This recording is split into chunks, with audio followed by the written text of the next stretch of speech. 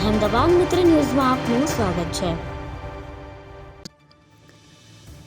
ભાવનગર શહેરના કરચલિયાપુરા વિસ્તારમાં આવેલા રૂખડિયા હનુમાન મંદિર પાસે રહેતા મોહિત નરેશ ટેભાણી નામના શ્રમજીવી યુવાનની પૈસા લેવડ દેવડ મામલે તેના જ 4 મિત્રોએ છરીના ઘા મારી હત્યા કરી દીધી।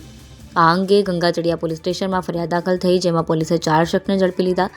એક આરોપીનું ગઈકાલે રિકન્સ્ટ્રક્શન કરવામાં આવ્યું, જ્યારે આજે વધુ 3 આરોપીઓનું રિકન્સ્ટ્રક્શન કરવામાં આવ્યું।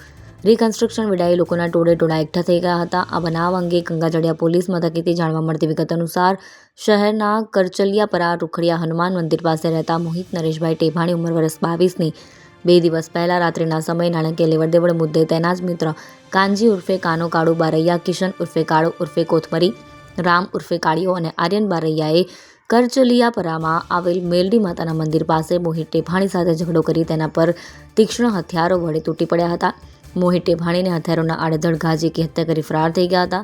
આ ઘટના અંગે તેના કાકાએ ગંગાચડિયા પોલીસ સ્ટેશનમાં 4 શખ્સ વિરુદ્ધ ફરિયાદ નોંધાવી હતી, જેમાં પોલીસે તપાસ દરમિયાન મુખ્ય આરોપી કાનજી ઉર્ફે કાનો કાળુ બારૈયાની ધરપકડ કરી ઘટના સ્થળે લાવી સમગ્ર ઘટનાનું રિકન્સ્ટ્રક્શન કર્યું હતું।